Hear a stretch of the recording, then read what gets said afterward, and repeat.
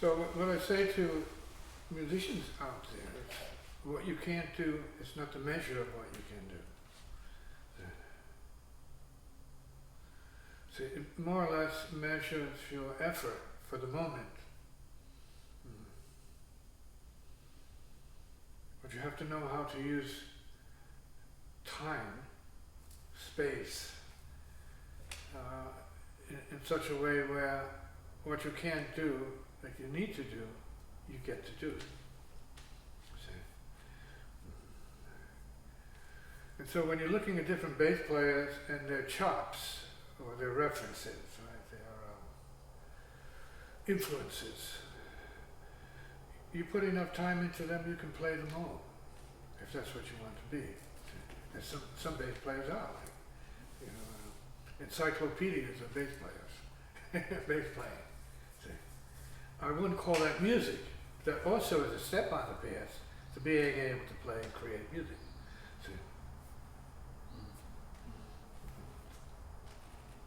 So do you suggest that for people to look into what players are doing in order to formulate some kind of idea of how to play? In the beginning. Again, nothing out there is to measure who you are. Maybe what you don't want to do, or what you haven't been able to do yet. Others may be doing it because they put the time in. See, they're in the time-space equivalent of what it is that you're hearing, see, which is energy spent physically and time energy in becoming that. See, so it's good to be familiar with what they're doing, but not to be bound to that, is my point. In every case, with every instrument. See, what you hear is not who you are. Maybe what you want to be, but it's not who you are in potential. We're talking about creative potential. See? So imitation is a step on the path. I don't recommend it beyond the point. But you have to match certain facility. If you're going to be progressing into a master level of playing, then you have to match facility. You have to know what it is and be able to do it. You have to train yourself to be capable of creative potential.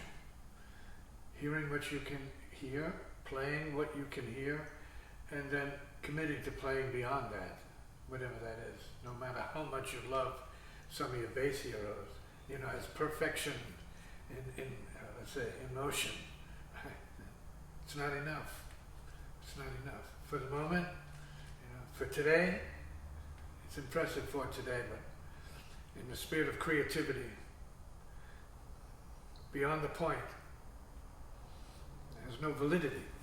It's just something someone did at a certain time, as well as they could do for that time, but not the truth of other people.